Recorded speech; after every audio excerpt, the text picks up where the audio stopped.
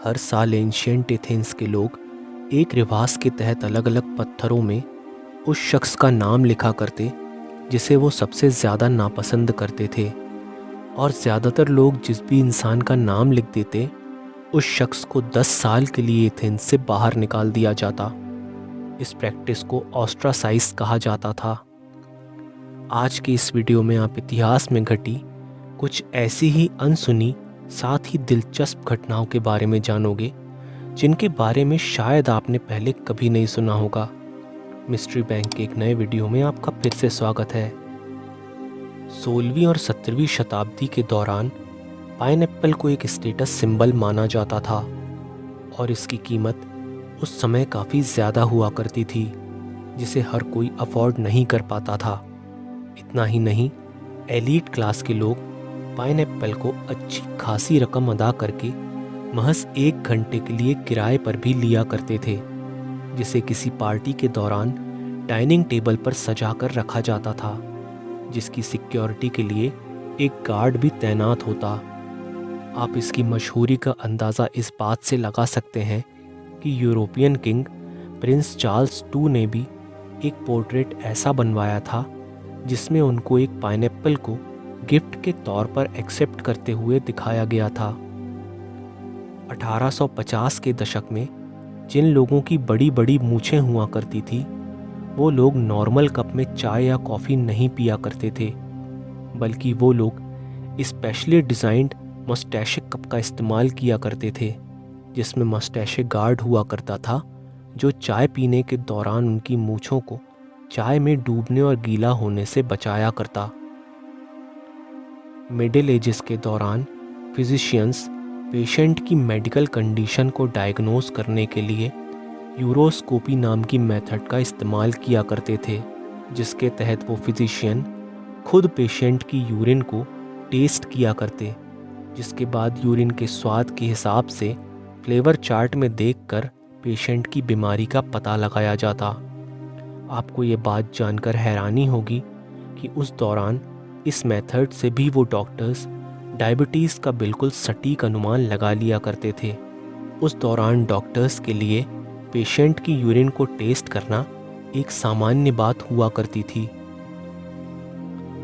491 AD के दौरान फ्लेविस Zeno नाम के एक रोमन शासक को उसकी बीमारी के दौरान मृत समझकर जिंदा ही दफना दिया गया था, जिसके बाद उसकी ग्रेव से अचानक रोने की आवाज़ें आने लगीं।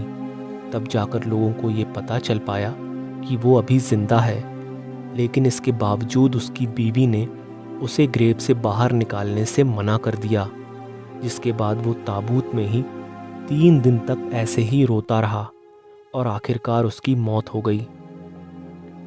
अगर आपने किसी प्लेन के इकोनॉमी क्लास में यात्रा की है तो आप जानते होंगे कि इकोनॉमी क्लास की सीट्स उतनी कंफर्टेबल नहीं होती, साथ ही स्पेस भी काफ़ी कंजस्टेड होता है।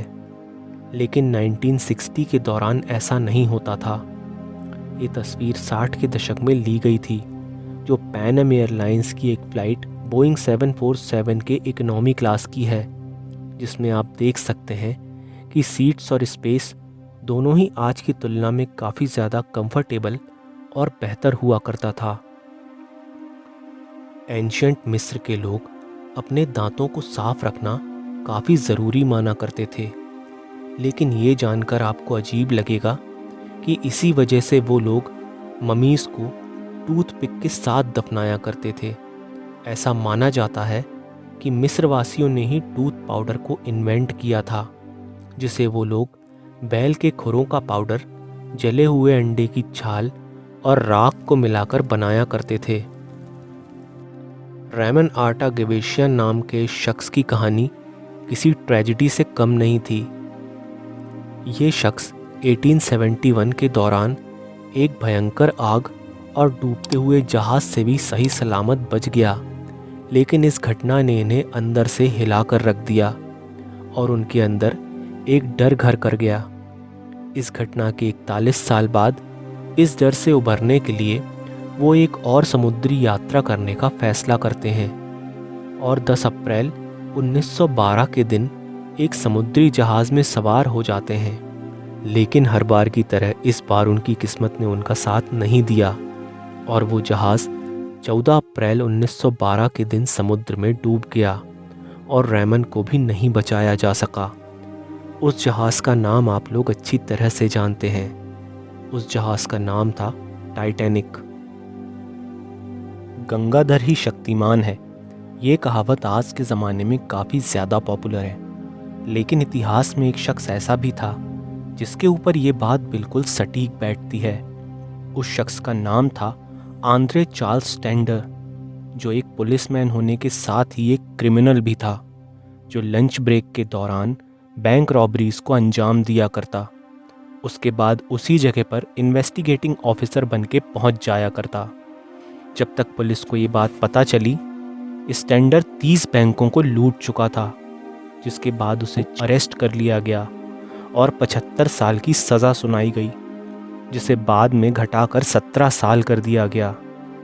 इस शख्स पर 2003 में एक हॉलीवुड मूवी भी बन चुकी है जिसका नाम था स्टैंडर।